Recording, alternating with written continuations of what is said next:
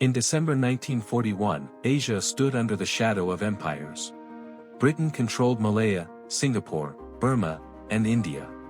The Netherlands ruled the Dutch East Indies. France had dominated Indochina. The United States controlled the Philippines. For decades, Western powers had presented themselves as unbeatable. Their armies, navies, flags, and colonial governments stretched across Asia like permanent monuments. But then, in only 180 days, that illusion shattered. Japan moved with shocking speed.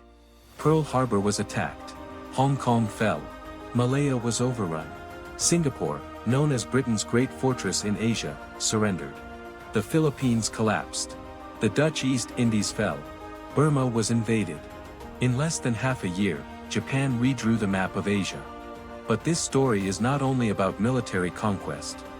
It is about how one campaign destroyed the myth of Western invincibility, awakened nationalist movements, transformed the balance of power, and changed Asia forever. This is the story of how Japan changed Asia in only 180 days. Before World War II reached the Pacific, much of Asia was not free. European and American empires controlled huge parts of the continent and surrounding islands. These colonial systems were built on trade, military power, racial hierarchy, and political control. To many people living under colonial rule, independence felt distant. Western armies seemed too powerful. Western governments appeared too organized. Western empires looked permanent. Japan saw this world differently. Since the late 1800s, Japan had transformed itself from an isolated island nation into a modern industrial and military power. It defeated China in the 1890s. It shocked the world by defeating Russia in 1905. By the 1930s, Japan had occupied Manchuria and launched a brutal war in China. Japan wanted resources, territory, and dominance. Its leaders believed Asia should be reorganized under Japanese control. They called this vision the Greater East Asia Co-Prosperity Sphere. The name sounded like liberation. But in reality, Japan's empire was built through invasion, violence, forced labor, military occupation, and control. Still, when Japan prepared its great offensive in late 1941, it understood something important. If Western power in Asia could be broken quickly, the entire colonial order might collapse. And that is exactly what happened. On December 7, 1941, Japanese aircraft attacked the American naval base at Pearl Harbor in Hawaii. The strike shocked the United States and brought America fully into World War II. But Pearl Harbor was only one part of a much larger plan. At almost the same time, Japanese forces launched attacks across the Pacific and Southeast Asia. They targeted British, American, and Dutch territories with carefully coordinated speed. The goal was not just to win battles. The goal was to paralyze the Western powers before they could respond. Japan needed oil, rubber, tin, and food supplies. Southeast Asia had those resources. The Dutch East Indies had oil. Malaya had rubber and tin. The Philippines controlled key sea routes. Singapore was Britain's strategic base. Japan's military leaders believed that if they struck fast enough, they could build a defensive empire before America and Britain recovered. For the first time in modern history, Asian colonial empires faced an Asian power that could defeat them on the battlefield. And the results were devastating. One of Japan's most important victories came in Malaya and Singapore. Britain had long claimed Singapore was an unbeatable fortress. It was supposed to protect British power across Southeast Asia. But Japan did not attack the way Britain expected. Japanese forces advanced rapidly down the Malayan Peninsula, using bicycles, jungle movement, air superiority, and aggressive tactics. British and Allied defenses were pushed back again and again. Then came the unthinkable. On February 15, 1942, Singapore surrendered. This was one of the greatest defeats in British military history. To the people of Asia, the message was enormous. The British Empire could be defeated. White colonial armies could surrender. The rulers who once seemed untouchable were not invincible.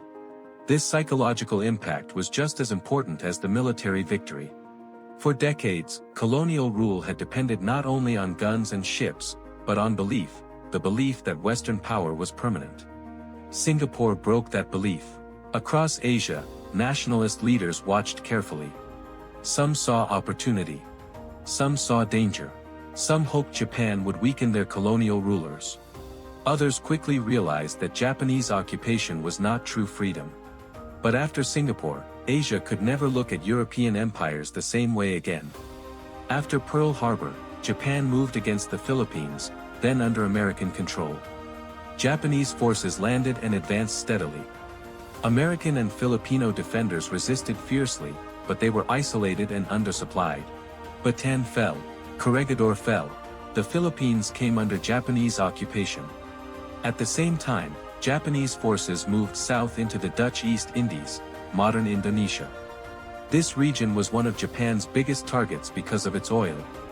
The Dutch colonial system, which had ruled the islands for centuries, collapsed quickly under Japanese attack.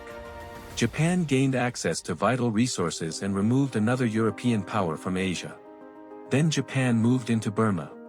Burma was important because it connected British India, China, and Southeast Asia. When Japanese forces entered Burma, they threatened India and cut key Allied supply routes to China. In just months, the Japanese empire stretched across an enormous area. From the Pacific Islands to Southeast Asia, from the Philippines to Burma, Japan had achieved one of the fastest military expansions in modern history. But behind the speed of victory was a darker reality. Japanese occupation often brought brutality, hunger, forced labor, imprisonment, and massacres.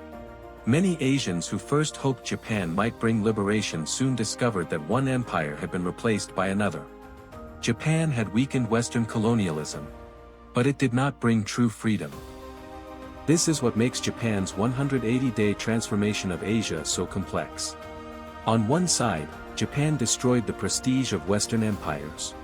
It proved that Britain, the Netherlands, France, and the United States could be pushed out of Asian territories. That fact inspired anti-colonial movements across the region. In Indonesia, the collapse of Dutch rule helped open the path toward independence. In Burma, nationalism grew stronger. In India, Britain's weakness became more visible. In Vietnam, the weakening of French authority helped create conditions for later revolution. Across Asia, people began imagining a future without European rule. But on the other side, Japan's rule was harsh and exploitative. The co-prosperity sphere promised Asian unity, but Japan demanded obedience. Local populations were forced to serve Japan's war economy. Food shortages became severe. Political freedoms were restricted. Resistance was punished. So Japan's impact was not simple. Japan did not free Asia. But Japan broke the old colonial order so deeply that, after the war, the Western empires could not fully rebuild it. That was the real historical turning point. The Japanese Empire itself would collapse in 1945.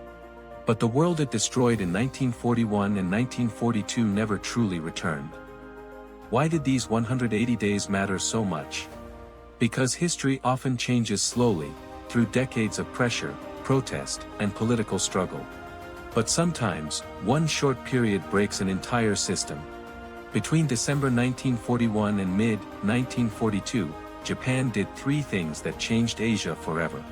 First, it shattered the myth of Western military superiority. For colonized people, this mattered deeply. The rulers who had claimed strength and superiority were defeated rapidly. Second, it exposed how fragile colonial governments really were. Many colonial administrations collapsed when their armies were defeated. This showed that empire was not as permanent as it looked. Third, it accelerated Asian nationalism. Independence movements already existed before Japan's expansion. But the war gave them new urgency, new weapons, new arguments, and new political openings. After 1945, European powers tried to return. But they returned to a different Asia. People had seen their rulers surrender. They had seen empires fall. They had seen the old order break. And once that image entered the minds of millions, it could not be erased. But we cannot tell this story only as a story of strategic genius or political change. The transformation came with terrible suffering. Japan's campaigns and occupations caused mass death, displacement, hunger, forced labor, and trauma across Asia. Civilians suffered. Prisoners of war suffered. Entire communities were torn apart. In China, Japan's war had already caused catastrophic destruction before the 180-day campaign even began. In Southeast Asia, Japanese occupation left deep scars. So when we say Japan changed Asia forever, we are not saying it was heroic. We are saying its actions violently disrupted the old world. Japan's victories helped end the age of Western colonial dominance in Asia, but they did so through conquest, not liberation. That contradiction is the heart of the story. Japan weakened imperialism while building its own empire. It inspired anti-colonial imagination while imposing military occupation. It broke the old order but created massive suffering in the process. History is rarely clean. And this chapter is one of its most complicated examples. In only 180 days, Japan changed Asia forever. Not because it built a lasting empire, it did not. Not because it liberated Asia, it did not. But because it destroyed the illusion that Western colonial rule was permanent. The fall of Singapore, the collapse of the Dutch East Indies, the occupation of the Philippines, the invasion of Burma, and the sudden defeat of Western powers sent a message across the continent. Empires can fall. That message survived Japan's defeat. After World War II, Asia entered a new era. Indonesia fought for independence. India moved toward freedom. Vietnam challenged French rule. Burma, Malaya, and many others would follow their own difficult paths. The map of Asia was never the same again. Japan's 180 days of conquest did not create freedom directly. But it cracked the walls of empire. And once those walls cracked, millions of people began pushing through. That is why this short, violent, and unforgettable period remains one of the most important turning points in modern Asian history. Because sometimes, the world does not change over centuries. Sometimes, it changes in 180 days.